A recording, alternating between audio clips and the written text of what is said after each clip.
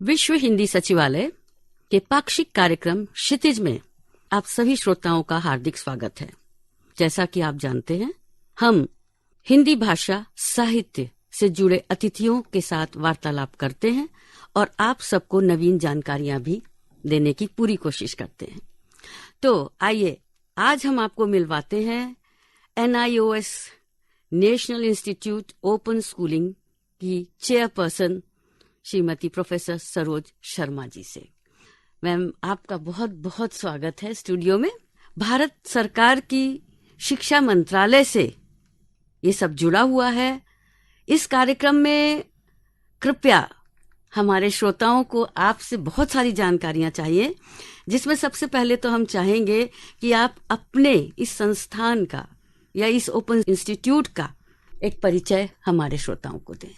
नमस्कार कल्पना जी, और मॉरिशस के सभी सुधी श्रोतागण को मेरा बहुत बहुत नमस्कार और अभिनंदन। जैसा कि आपने बताया कि भारत में शिक्षा मंत्रालय के अंतर्गत national institute of open schooling एक स्वायत्त शासी संस्थान है और हम देश के दो प्रमुख स्कूल बोर्ड में से एक हैं जो कि राष्ट्रीय स्तर पर है। एक CBSE है और दूसरा NIOS है। NIOS जैसा कि नाम से ही पता चलता है, national institute of open schooling open and distance mode में शिक्षा प्रदान करता है। तो वर्तमान में करीब 25 लाख विद्यार्थी 2.5 मिलियन विद्यार्थी हमसे एनरोल्ड हैं और ये ओपन एंड डिस्टेंस मोड में शिक्षा प्राप्त करते हैं। हमारे यहाँ अकादमिक कोर्स तो हैं ही, जैसे नॉर्मल जो सभी हम जानते हैं कि कन्वेंशनल बोर्ड में गणित है, विज्ञान है, सोशल साइंसेज हैं। इसके अलावा व्यावसायिक और skill development, vocational and skill वाले कोर्स भी करीब 103 हमारे पास हैं। और एक जो अच्छी बात है कि हमारे यहाँ विज्ञान, कला, इस तरीके में कोई डिमार्केशन नहीं है। कोई भी बच्चा जो कला का है, फाइन आर्ट्स का है, वो वोकेशनल का कोर्स ले सकता है। वोकेशनल का बच्चा हिंदी और गणित ले सकता है।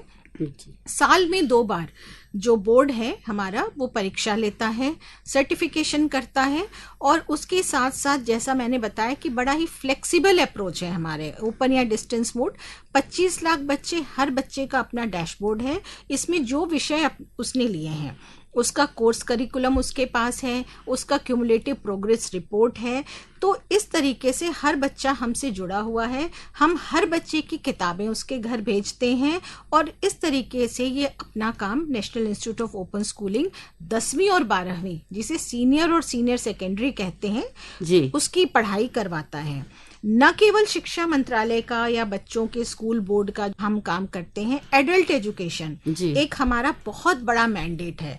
वयस्क शिक्षा हम देखते हैं और मिनिस्ट्री ऑफ स्किल से हमारा एक MOU साइन है, जन शिक्षण संस्थान। उसमें करीब 26 लाख अनऑर्गेनाइज्ड सेक्टर के लेबरर्स हमसे शिक्षा प्राप्त कर रहे हैं और उनका हम स्किलिंग भी कर रहे हैं। इसी तरीके से मिनिस्ट्री ऑफ टेक्सटाइल से हमारे एक MOU है जो कि वाराणसी में उसमें हम बुनकरों के लिए हमारा एक प्रोजेक्ट है, उनके बच्चों की शिक्षा का देख रहे हैं। उसी तरीके से मिनिस्ट्री ऑफ स्किल से हमारा है, मिनिस्ट्री ऑफ टेक्सटाइल से है, मिनिस्ट्री ऑफ हेल्थ से हमारा MOU है। जो आशा हेल्थ वर्कर हैं उनका भी हम सर्टिफिकेशन का काम करते हैं। तो चाहे स्वास्थ्य हो, शिक्षा हो, कम्युनिटी हो, इन सारी चीजों को हम देखते हैं। एक चीज मैं आपसे जरूर जानना चाहूंगी, वो ये कि इस समय हम देखते हैं कि परिस्थितियों के अनुसार बहुत से चेंजेस आ रहे हैं। तो इस ओपन यूनिवर्सिटी की, ओपन स्कूलिंग की जो आवश्यकता है वो क्यों पड़ी? जी देखिए, भारत में अभी अभी राष्ट्रीय शिक्षा नीति आई है और वो जिसको NEP 2020 कहते हैं और बड़े 34 वर्षों के लंबे इंतजार के बाद आई है। दुनिया में बहुत सारे चेंजेस आए हैं। यूनेस्को जैसे बात करता है मिलेनियम 2030 गोल की, कि 2030 तक पूरी दुनिया के देशों को कौन से उद्देश्य प्राप्त करने हैं, इसको सस्टेनेबल डेवलपमेंट गोल कहते हैं। तो शिक्षा इसके चौथे बिंदु पे है और जो भारत की राष्ट्रीय शिक्षा नीति है वो इसी मिलेनियम 2030 गोल की बात करती है। तो हम शिक्षा के क्षेत्र में ICT इन्वेंशन की बात करते हैं, हम इंक्लूजन की बात करते हैं और उसके साथ साथ हम स्किल डेवलपमेंट की बात करते हैं, रोजगार परक शिक्षा की बात करते हैं।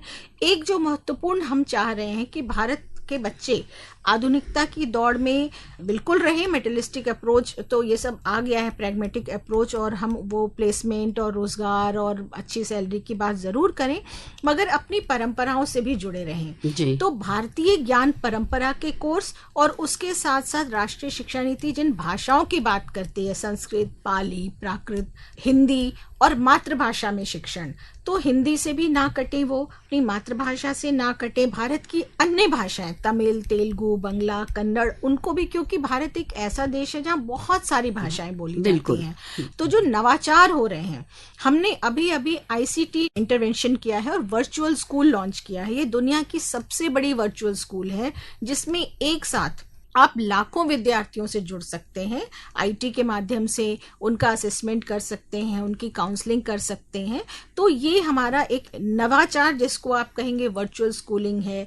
ICT का मैंने बताया कि डैशबोर्ड पे है, हमारा अपना स्टूडियो है, रेडियो स्टेशन है। तो प्रधानमंत्री जी का ये आग्रह था कि एक क्लास और एक चैनल हो। तो ऑनलाइन मोड में, क्योंकि हम कन्वेंशनल मोड में कक्षा के अंदर शिक्षा नहीं देते हैं, ओपन एंड डिस्टेंस मोड में देते हैं, तो हमारा स्टूडियो, क्योंकि कहीं मान लीजिए नेटवर्क की समस्या है, क्योंकि भारत विविधताओं का देश है, कहीं बर्फ से ढके पहाड़ हैं, तो कहीं समुद्र है, कहीं रेगिस्तान है। तो मान लीजिए कहीं अगर नेटवर्क की समस्या हुई या कहीं डिजिटल डिवाइड है, ऐसे में हमारे टेलीविजन चैनल, कम्युनिटी रेडियो, उसके साथ साथ दीक्षा पोर्टल है एक मिनिस्ट्री ऑफ एजुकेशन का, उसमें जो भी बच्चों का कंटेंट है वो ऑडियो और विजुअल मोड में उपलब्ध है।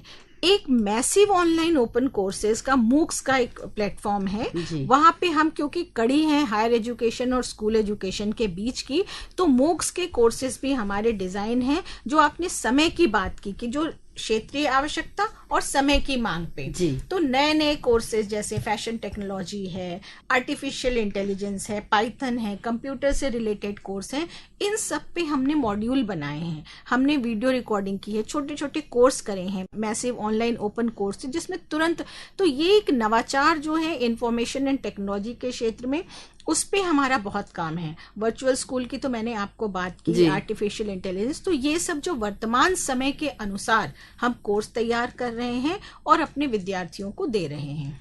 यूँ तो हम जानते हैं कि जब बचपन से बच्चे जो हैं वो स्कूल जाना शुरू करते हैं तो उसकी उम्र जो है 3 वर्ष होती है, ज्यादातर 3 वर्ष से ही बच्चे स्कूल जाना शुरू करते हैं। लेकिन ये जो ट्रेनिंग है, जिसकी आपने अभी इतनी सारी सुविधाएं और इतनी सारी जो बातें हैं हमें बताई, तो ये शिक्षा जो है किस उम्र से या किस कक्षा से उनकी आरंभ होती है? देखिए, हमारा जैसे मैंने बताया कि ओपन एंड डिस्टेंस मोड है, तो हमारा जो ओपन बेसिक एजुकेशन हमारा एक मैंडेट है। हालांकि बोर्ड की परीक्षाएं तो हम 10वीं और 12वीं की ही लेते हैं, सेकेंडरी एंड सीनियर सेकेंडरी की, लेकिन ओपन बेसिक एजुकेशन में पूरे भारत के विभिन्न NGOs हमसे जुड़े हुए हैं और बहुत सारी संस्थाएं हैं जो हमसे जुड़ी हुई हैं। हमसे मदरसे जुड़े हुए हैं करीब 5000 के लगभग, हमसे गुरुकुल जुड़े हुए हैं 5000 के लगभग, बौद्ध मठ हमसे जुड़े हुए हैं, जैन साधु हमसे जुड़े हुए हैं।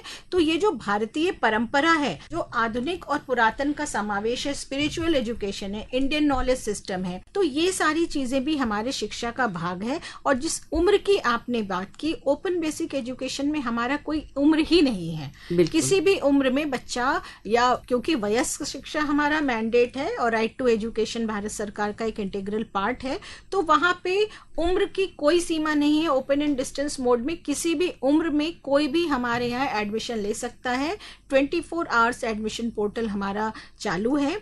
एक्रीडेशन हम स्टडी सेंटर, करीब 7,500 से ज्यादा स्टडी सेंटर पूरे देश में है, लद्दाख से लेके कन्याकुमारी और अंडमान तक 7,500 स्टडी सेंटर से हम शिक्षा प्रदान करते हैं। और ये बड़ा ही मुक्त वातावरण में बच्चा हो या वयस्क हो, अपनी सुविधा अनुसार परीक्षा देते हैं और अपनी सुविधा अनुसार एक विषय दे दें या 2 विषय दे दें, 5 साल तक वो सर्टिफिकेशन ले सकते हैं हमसे। जी, आपने बहुत अच्छी बातें बताई, लेकिन भविष्य में, क्योंकि भविष्य जो है वो हमेशा बदलता रहता है, बच्चों का भी, देश का भी, शिक्षा का भी, जी। उन्नति होती रहती है, आगे बढ़ते रहते हैं। तो इसमें आगे बढ़ने की या कुछ नया प्रोजेक्ट करने की भी कहीं चांसेस तो अवश्य होंगे जी। तो उनके बारे में आपका क्या विचार है? भारत में अभी इंटरडिसिप्लिनरी अप्रोच की बात बहुत हो रही है जी। कि अगर कोई विद्यार्थी विज्ञान का है तो वो कला को भी ले ले, फाइन आर्ट्स को ले ले, और बड़ा ही एक्सपेंशन हो रहा है रुचियों में। आजकल विद्यार्थी किसी एक स्ट्रीम से बंध के नहीं रहना चाहते हैं। एक साथ 2 डिग्रियां लेने का भारत में ये अभी यूजीसी ने कहा है कि एक साथ स्टूडेंट 2 डिग्रियां ले सकते हैं। एनआईओएस में भी क्रेडिट ट्रांसफर ऑफ क्रेडिट, इन सारी चीजों की बात हुई है। तो भविष्य उज्जवल है। नए नए क्षेत्र, जैसे मैंने आर्टिफिशियल इंटेलिजेंस की बात की, उसी तरीके से मॉरिशस जैसे एक समुद्री देश है, समुद्र से घिरा हुआ देश है, भारत भी 3 तरफ से घिरा हुआ है। तो हम लाइफ गार्ड्स के लिए, सिक्योरिटी गार्ड्स के लिए, समुद्र शास्त्र से संबंधित इस तरीके के कोर्सेज हम शुरू कर रहे हैं। हम हेल्थ वर्कर्स के लिए कोर्स शुरू कर रहे हैं। सेरिकल्चर, हॉर्टिकल्चर, एग्रीकल्चर से रिलेटेड हमारे पास ऑलरेडी कोर्सेज हैं। तो दूसरा एक साइन लैंग्वेज, जो इंक्लूजन की परंपरा को देखते हुए हमने साइन लैंग्वेज में कोर्स डेवलप किया है और उसको एक भाषा की मान्यता दी है। यूनेस्को ने हमें इसीलिए किंग सेजोंग अवार्ड से भी सम्मानित किया है एनआईओएस को। तो ये एक हमारे लिए बड़ी उपलब्धि है कि हम इंक्लूजन के क्षेत्र में जो वंचित वर्ग के बच्चों के लिए, हम उनके लिए बहुत कुछ काम कर सकते हैं। तो इंक्लूजन में साथ साथ स्पेशल बच्चों के लिए हमारे कोर्सेज हैं। इन सब क्षेत्रों में भारतीय ज्ञान परंपरा, संस्कृत, वेद, व्याकरण, इन सारी चीज़ों पे हम काम कर रहे हैं। और निश्चित रूप से भाषाओं के क्षेत्र में, आईसीटी इंटरवेंशन के क्षेत्र में, वोकेशनल एंड स्किल कोर्सेज में sky is the limit for us. हम अनंत आकाश है और हम उस अनंत आकाश में विद्यार्थियों के लिए हम बहुत सारे एवेन्यूज हमने छोड़े हैं। समय की मांग के अनुसार हमारे पास जो भी डिमांड आता है हम उस तरीके के कोर्स तैयार करते हैं। थिएटर इन एजुकेशन, नाट्य शास्त्र, इन सब चीज़ों पे हमारा काम चल रहा है। और एक महत्वपूर्ण बात मैं ज़रूर आपसे बताना चाहूँगी, हाल ही में हमने योग विज्ञान में डिप्लोमा लॉन्च किया है और ये बहुत ही ज़्यादा प्रचलित और पॉपुलर हो रहा है भारत में। योग शिक्षकों के लिए हमने एक डिप्लोमा पाठ्यक्रम तैयार किया है, वो भी बहुत ज़्यादा पॉपुलर हो रहा है और बहुत डिमांड है। तो मॉरिशस और भारत के बीच में संबंध अगर स्थापित हो, वहाँ का शिक्षा मंत्रालय चाहता है कि हम उनके साथ सहयोग करें, तो हम बिल्कुल निश्चित रूप से सहयोग के लिए तैयार हैं। चंद लम्हों में हमारी जानकारियाँ कहाँ से कहाँ पहुँच गई। आशा है कि इन जानकारियों का लाभ जो है हम भी मॉरिशस में वहाँ उठा पाएंगे। और आपने हमें समय दिया, आपका बहुत बहुत धन्यवाद सरोज शर्मा जी। हो सकता है आगे फिर कभी मिले और फिर कुछ नई जानकारियों के साथ। बहुत बहुत धन्यवाद और मेरी जानकारी साझा करने का अवसर देने के लिए।